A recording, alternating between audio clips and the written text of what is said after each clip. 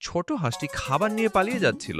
কিন্তু বড় হাঁসটি দড়ি দিয়ে খাবার ফিরিয়ে নিয়ে গেল নকল সিংহ, এবং হাঁস হাঁটতে হাঁটতে কথা বলছিল। ঠিক তখনই এদিক থেকে একটি আসল সিংহ আসে, আর হাঁসটি নকল সিংহের সাথে ধাক্কা খেলে সাথে সাথে পালিয়ে যায়। তারপর সিংহটি নকল সিংহের চামড়া চিবানোর সাথে সাথেই এটি পড়ে গেল। সিংহটি দ্রুত কাদা দিয়ে এটি ঢেকে সেখান থেকে বেরিয়ে গেল। সিংহ লুকিয়ে পড়ল, কারণ হাঁসটি আসছিল সিংহ। হাঁসটিকে দেখার সাথে সাথেই তার মুখ থেকে একটি নদী বইতে শুরু করলো। তারপর সে হাঁসটিকে ধরে ফেললো, কিন্তু হাঁসটি ভুল করে এটিকে নকল সিংহ ভেবে তাকে মারধর করে।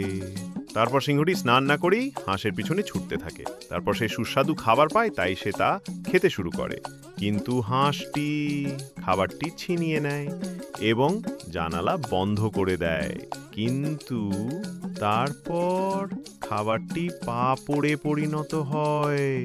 এরপর হাঁসটি আবার সিংহকে মারতে শুরু করে, কিন্তু তারপর ছোট হাঁসটি তাকে বলে যে সে আসল সিংহ।